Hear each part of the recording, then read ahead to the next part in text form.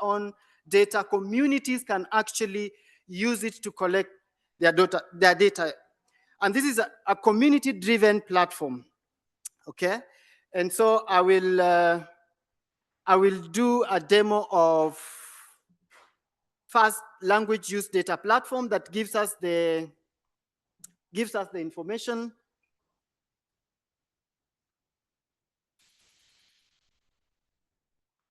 I am sharing my screen, but it's not showing. I don't know what that is.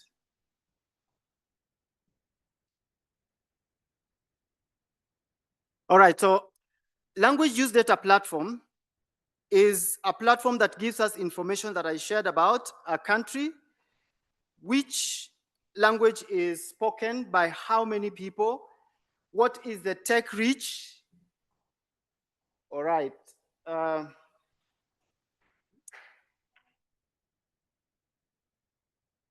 right, I was seeing it on the teleprompter. I'm wondering what I'm not. No, it's the platform.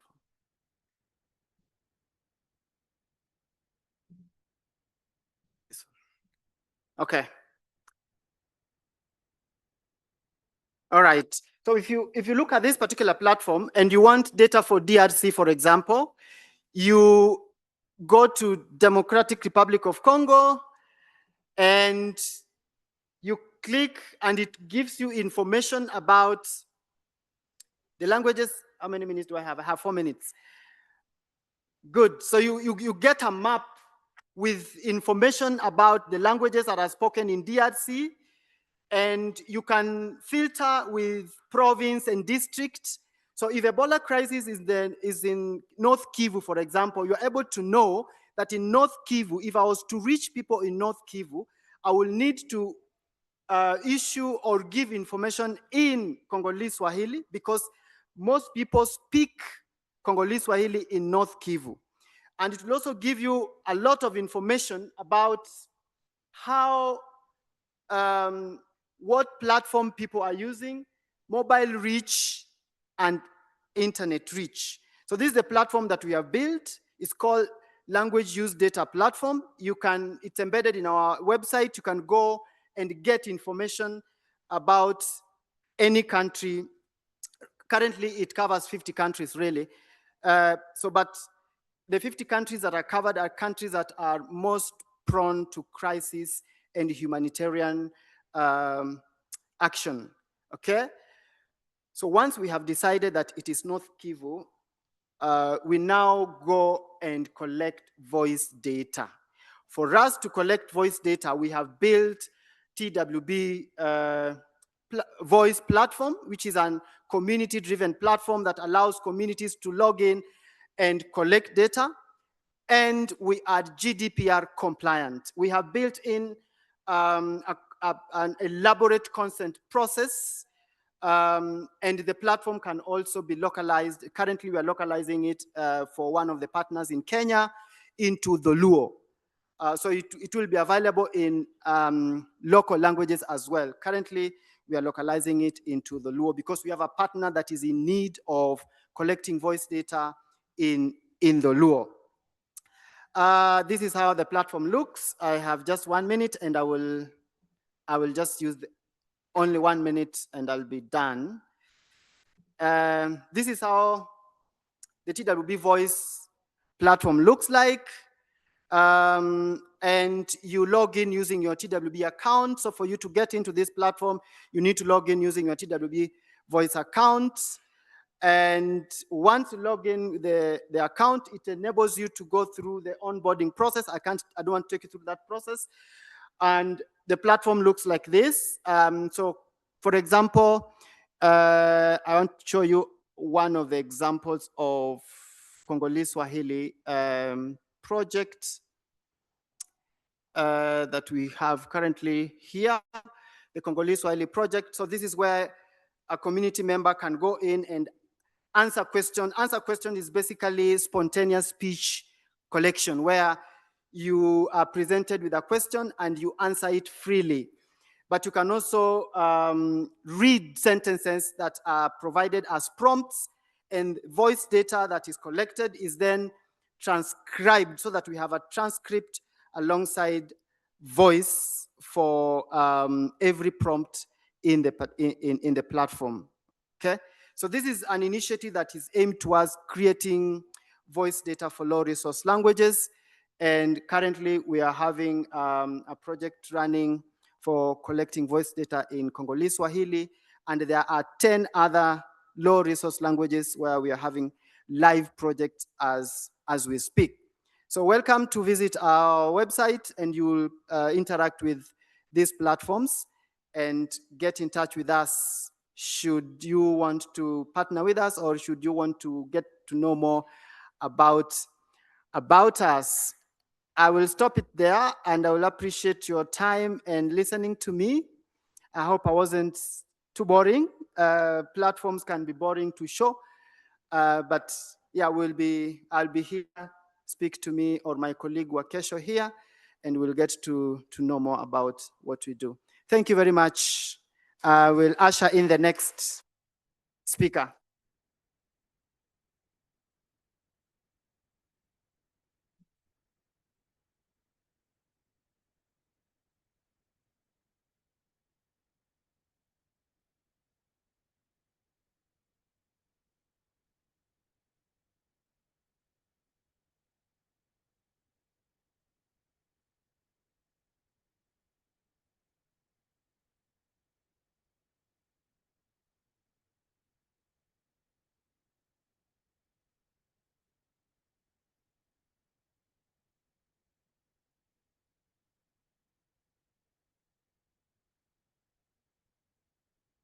Can we go ahead and put the slides up too?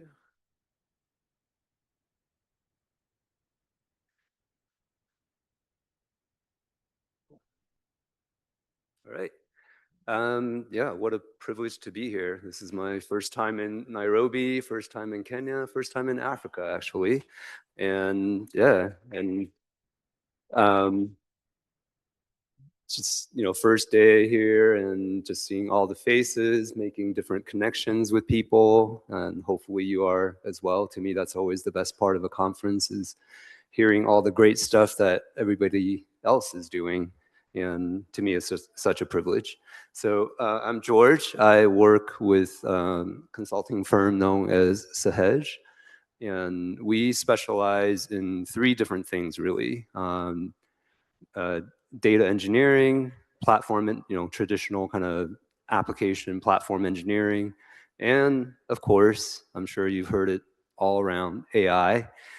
We're pretty hardcore AI practitioners, both from training models to practical AI usage. So run the gamut. So yeah, so I will be, oops, did it go off?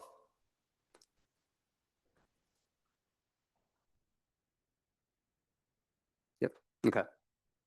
Yeah, we don't really have a product, so instead I'm gonna entice you to come to a couple of our sessions in this conference. We are running a panel tomorrow, and then I will actually be running a workshop, which I'll describe a little bit more what we're gonna be talking about.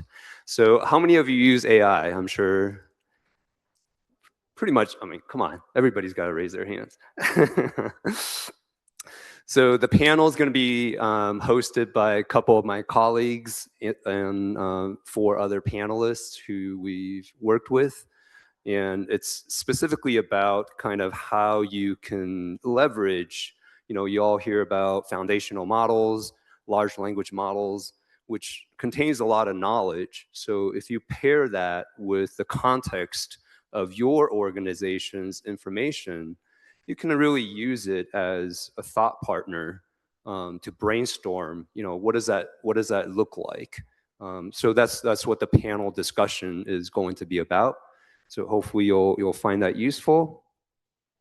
And my workshop is going to be kind of stepping back a little bit. I personally work a lot with using AI for development, for ideation, for analysis, all sorts of stuff.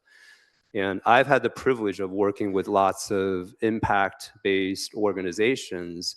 And a lot of people think AI as in, using AI in the product that we're servicing our clients or your client, your customers. But there's also a lot of use case for using AI to just make your own operations better.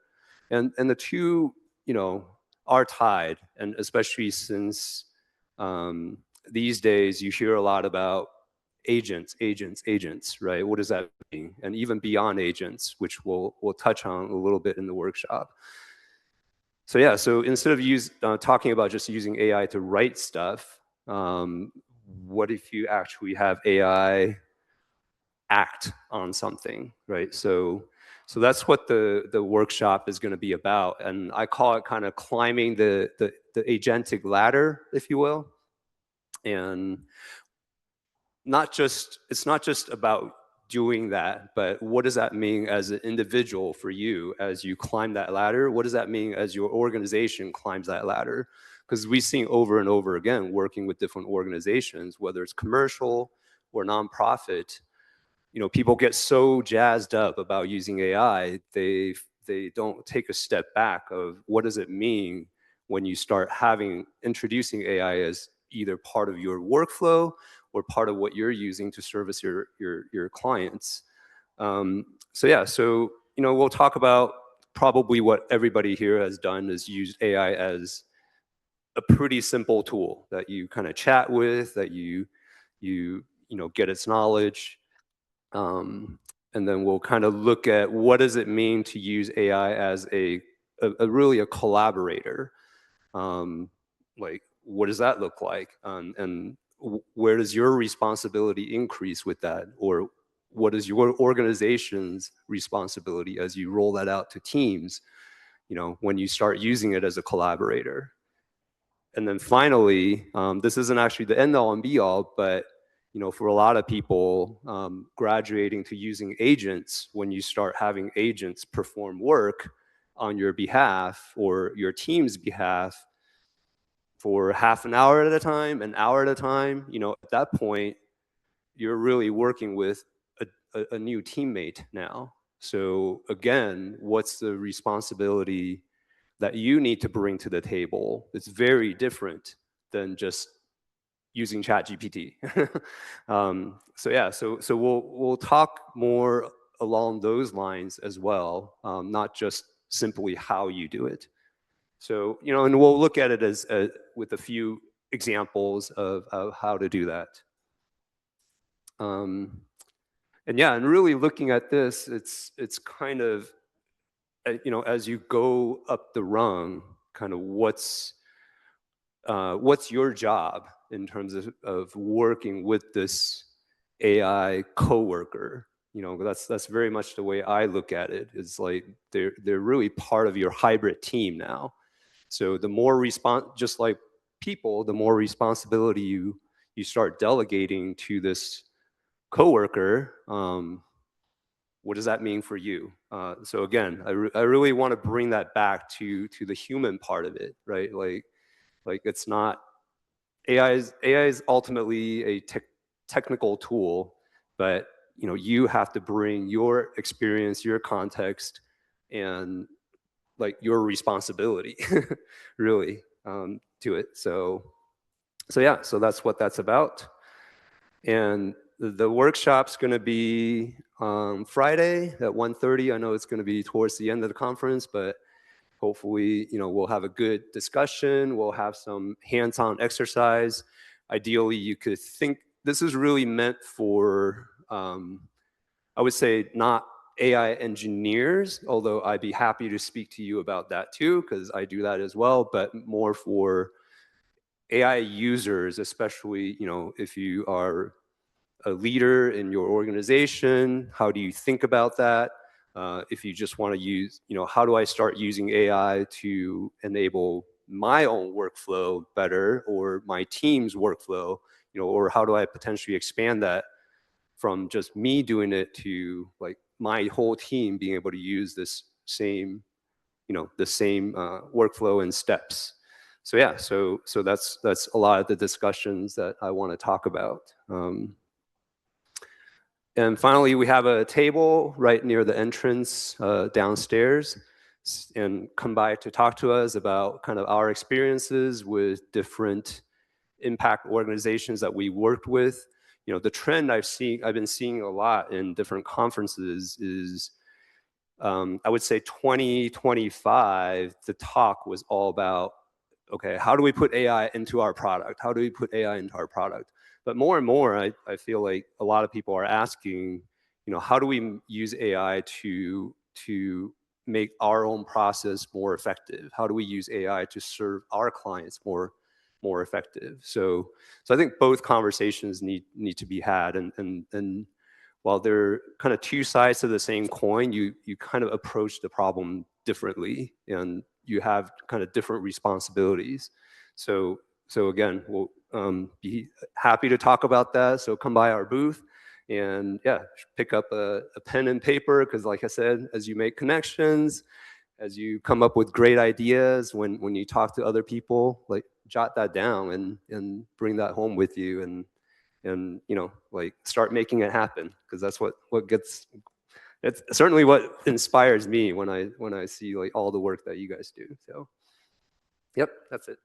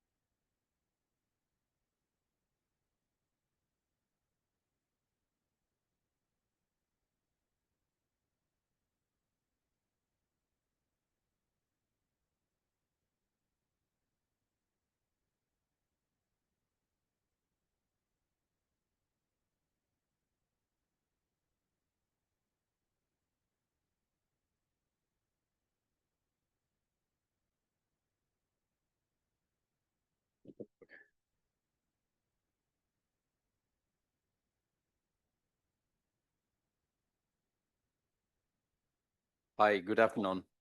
Can you hear me okay? We are at ICT 4D conference and we just have a small challenge with ICT. Okay, so my name is Sriram. I'm a serial and a social entrepreneur. I traveled to Africa for the first time. I heard you say that this is the first time you're coming in. So let me warn you with something, my own experience.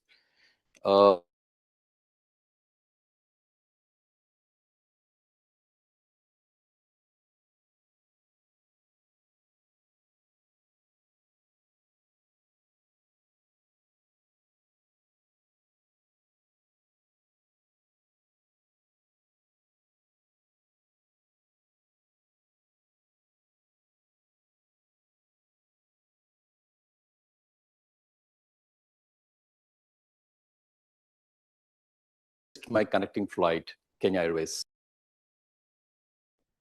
And I was fascinated by the mobile moment and all of that. And I just said, okay, here is where I belong. And here is I am, where I'm actually sharing with you my last 15 years of experience. And I need to start by confessing that 98 attempts out of 100 I've failed. Mine is a 2% success story. People usually come on these big stages and talk about their big successes. I'm here to share about my failures. So you saw me walking with a backpack.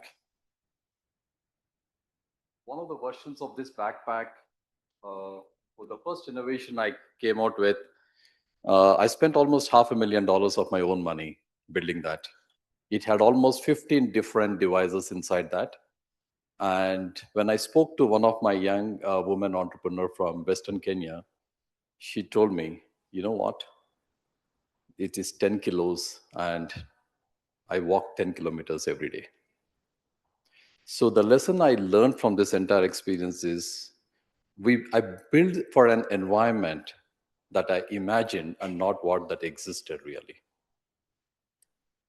Now, from that experience, we moved on, and this is my fourth generation backpack, where we actually asked a very fundamental question, that is, we are trying to create a last mile connectivity, and we are speaking about how do we ensure that everybody in the last mile or the first mile, however you call it, we get connected. But I believe that's a wrong question. The right question really is, how do we build for a world where last mile connectivity is an exception? Most of you in this room you are in the space of ICT for development. And we have more than 1 billion plus people out there in the last mile. For them, connectivity is a luxury. So what did I do? We ended up actually creating a model where we have designed for the exception. That is, what if there is no internet? I'm talking about ICT, the technology, digital technologies, and it has to work without internet, because that's what Africa taught me. And how did we go about that? Are you interested in learning more about that? Yeah? He said, I see a lot of silence in the room. Are you shocked with what I'm saying? No, not yet. Okay. So what did we do? We actually asked a very fundamental question. What is available in abundance in the rural areas? Especially in the rural Africa and South Asia where we operate, a lot of unemployed youth, a lot of smallholder farmers, millions and millions of them, and a lot of community spaces. I heard this thing like we can keep talking till the cows come home. The second way of looking at it is, what can we do with what is available in abundance? So this is where we reimagined and created a new cadre of village level youth who are unemployed. We run something called READY, Rural Entrepreneur Development Incubators. And we take them through a structured, in agriculture space where we operate most of the time, we take them through a very structured 15, 16-week program of agribusiness skills, knowingly that they are not agronomists. Now, this is where we were challenged by the research and academic partners saying that, but agriculture is all about science. So we wanted to democratize the science of agriculture. So first thing is we started engaging youth as entrepreneurs. We call them agripreneurs. You can see on the branding of the bag, it says agripreneur. You will also see it here. The second thing is we democratize the entire agronomy practices. About 10,000 plus practices, we created bite-sized 3-minute videos. Why 3 minutes? That's the attention span of people today. In 10 different languages, designed to operate without internet. Let me see if it works. One of the devices in that backpack is something like this. This is actually designed to work without internet. You can see it broadly. Yep. So I can choose the language. Imagine I'm a young agripreneur. Don't look at my gray hair. I'm sitting with you all, you're farmers, and assuming you are tomato farmers. And I would actually pick the tomato content. And the entire content is coming out of this device. You would choose the topic of your interest. That is, you want to know what is, say, nursery bed preparation, which is a very scientific practice. And the 3-minute video plays and walk you through what a nursery bed preparation is.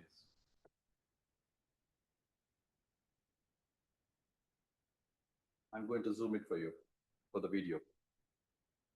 Let's see if this is audible for you without a speaker. Nursery bed preparation. Yeah, it's audible. Tomato seeds are best prepared in a nursery. You can see my screen here. Oh, it's coming there. Okay. Special care in the early stages of development. You get it. That's 3 minutes.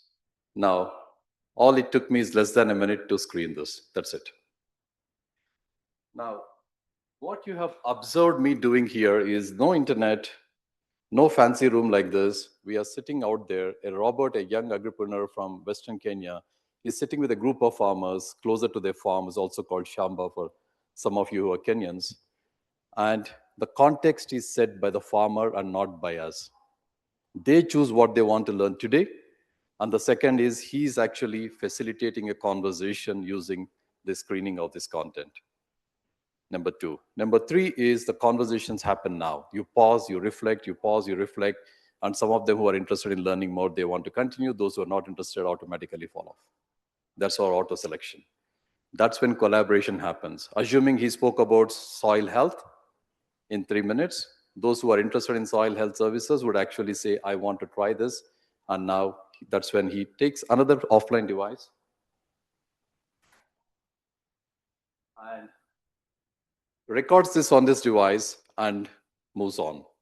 Each agripreneur works with approximately about 10 groups. That's about 20 farmers each. That's about 200. That's the span of control. They have to be necessarily from that village, and that's when the magic happens. Now, what we managed to create is a relational trust at the last mile. As the agripreneur and farmer are doing this, they are actually earning a trust. You may be wondering, who is paying for all of this? So we are actually working with about 40 plus governments across 9 countries, where the governments are actually now working with us and they are actually underwriting some of this. Development partners are doing this, and now the private sector started looking into it. The magic is not the device. The magic is what happens after that. Once this young Robert moves to a place where there's a connectivity, few things happen. Automatically, the farmers who have challenged watching this would have given a new practice that goes back into a content stream to come out with a new content for the next cohort. Second, those who are already doing savings, they will automatically be subscribed to one of the SACCOs into the savings groups, and now they are eligible for a loan. By the way, Robert also aggregated about 100 kilograms of maize that is produced between those farmers. Now a logistics alert get triggered from there. So is Robert a data collector? Is Robert an extension officer? Is Robert a service provider? Probably he's all of them. If you can just show the slide now, please. This is the real magic. I want you to look at the screen and then quick show of hands. What do you think this is?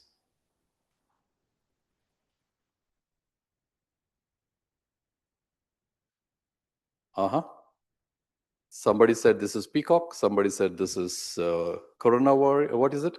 Virus. This is our actual network. If you can go to the next slide, I think I can do. Yep. Each of the green bubble there is a county. The orange bubbles are the agripreneurs. The purple ones are the service providers. You can see small dots at the edges and you see thicker bubbles in the center. The size of the bubble shows the volume of transaction they are contributing to. By the way, these are about 10, 12 counties in Kenya where we have mapped out with our data science.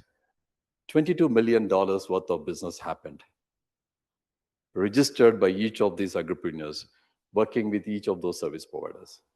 That is magical, isn't it?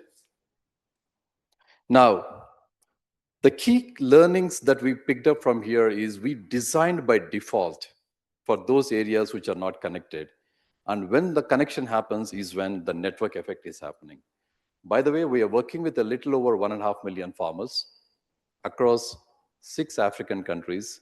And we also taken it to Bangladesh and India, and about 1,000 plus service providers and 6,000 plus youth agripreneurs are the ones doing this. By the way, this is not just agriculture. A farmer is not just, is a role. If she's a mother of 5, she has water needs, she has energy needs, she has health needs. This is where we've taken it to a network modeling, and now we are leveraging the last mile youth as the agents of change. And this is just a beginning. You can clap for me now. I'm so sorry. The key challenge, when is the last time you have been to the field and looked at your projects? Number 2, would your ICT solution work when you start supporting them, or a USAID kind of a supporter just pulls the plug off? What happens? What is the sustainability? And number 3, does it work when there is no power, no internet, and there is illiteracy at the last mile? Here is our attempt, and this is what I wanted to share with you all. Tomorrow evening at 4 o'clock, we are hosting, we call it Unconference. An Unconference is a place where everybody in the room is an expert. We would tap into your expertise and we would show you in under 45 minutes how you can actually create a magical environment of collaboration and trust. Looking forward to seeing you some of there. Thank you.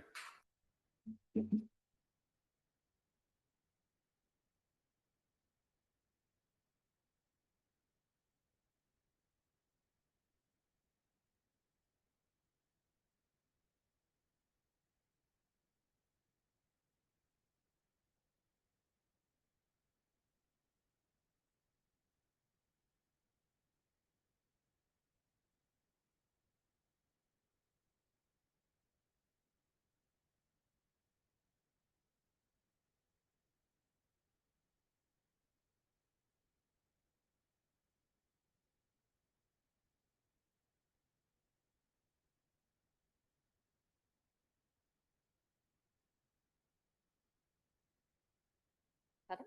Now try. 3, okay. Oh, no, but it's not. Oh, 6 on. Hi. Nice to see you all. It's lovely to be here at the conference. I'm Esther. I work for an organisation called NetHope. You might have seen our logo around a little bit. We're really proud to be one of the conference sponsors this year. And we work really closely with Catholic Relief Services. We're a membership organisation and they are one of our really long-term members. And today I'm going to talk to you a little bit about what NetHope does and what we've been doing for the last 20 years or so. But then also about our new community that we've set up, which is specifically for very small organisations. So traditionally, we've worked with all the kind of big household INGO names in the sector. And then over the past couple of years, we've started to work with smaller kind of national, subnational organisations. And I'm going to talk to you a little bit about that. So, I don't know, has anybody in this room worked for a small non-profit before? I personally have worked for a non-profit, which was my first organisation, which only had 6 people in it. I've also worked for organisations of around 20, 40 staff. I'm a very small organisation person. Anyone else worked for an organisation of that size in the room? Yeah, a couple of people, not many. And as a small non-profit, it's interesting to think what your digital priority area is. I mean, my first organisation that I worked for, we didn't have any dedicated IT staff at all. So often it's the kind of heroes that are running these organisations or are just in charge of kind of operations overall that are trying to determine where to put their energy in terms of tech stuff, you know, whether it's just getting a lovely website sorted out, whether it's all about using digital fundraising tools, knowing that somewhere in the mix you need to do something about cybersecurity. Are you supposed to be doing something about AI? And then, of course, using digital tools in your programming as well.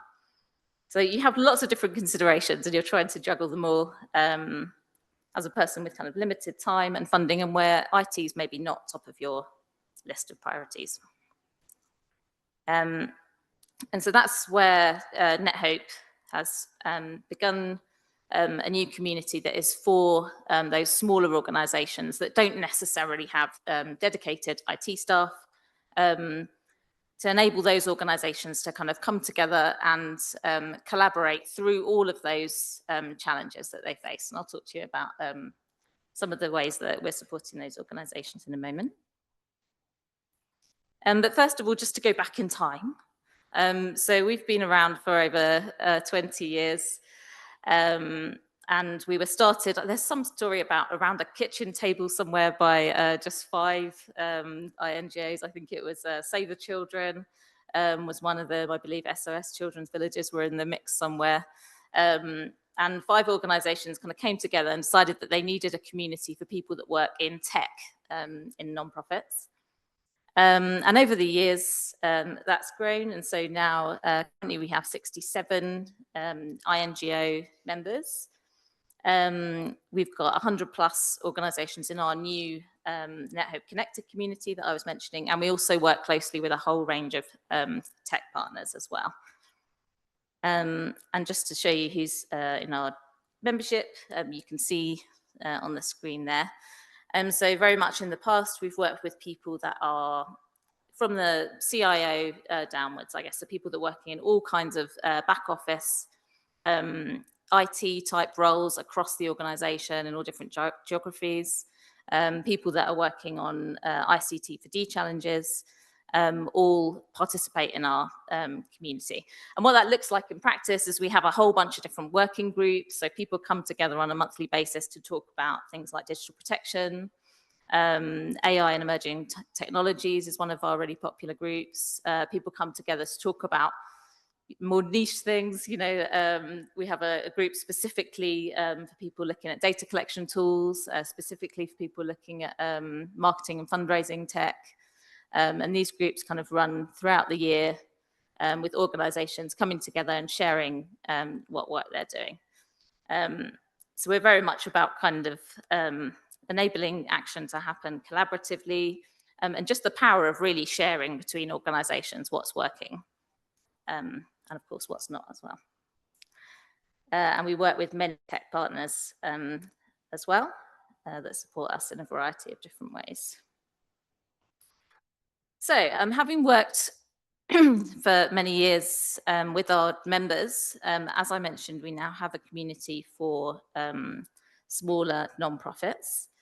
And so it sits on our community platform.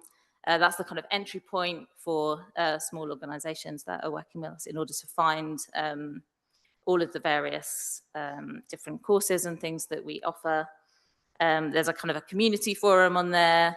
There's a whole variety of different resources and things, guidance notes and things like that. And then we run webinars each month on different topics that are of interest to our community, and then also showcase the work that our community is doing so that people can learn from each other as well. And so it all sits on this platform, which you can see there. And then what's included within NetHope Connected that our organizations are accessing are, so we have grants opportunities that we're able to pass on from some of our tech partners. We have a whole range of different learning opportunities. So we've just got brand new at the moment 12 e-learning modules that cover all sorts of things, from alternative connectivity options to firewalls to grant management tools, all the different little pieces that people need if they're working in small organizations. It's a kind of a pick and mix where you can grab the resources that you need to answer the questions that you have. We offer our webinars, as I mentioned, and then we offer access as well to the tech experts that we have on our team. So we have a vCIO on our team, a virtual chief information officer, a vCISO. We have our director of AI, and organizations that come to us have access to those experts as well, provide them with advice. And you can see there some of the topics that we cover through our curriculum that runs throughout the year. And there also is our e-learning modules that I mentioned, covering lots of different topics across different pathways. You can see at the bottom there some of the different areas that we cover. So sometimes it's kind of emergency tech, but also it's just the kind of programmatic, ongoing operational tech as well that people are using in their day-to-day roles. And so over the next few months, we've got several organizations that have received AI grants just recently. So we'll be working with them to implement kind of AI readiness programs. Lots of those organizations are focusing on things like AI training for their staff in their small organizations, or putting in place the first kind of building blocks of having an AI policy, and maybe data readiness and things like that. in order to kind of begin their AI journey. So we've had been giving out small grants, just around 5K at a time, for organizations to kind of take those first steps. So we're really interested to see what's going to come out of some of those initiatives. Also, you might meet some of our NetHope Connected community. Maybe some of you are in this room, I don't know, around the conference. So some of them are here. One of them was on one of our panels just earlier today on localization. And then if you're interested in finding out more about the NetHope Connected community, if you work with smaller organizations that need support on different on any area of their digital work, please put them in touch with us. You can access our website via the QR code there as well. And that's it.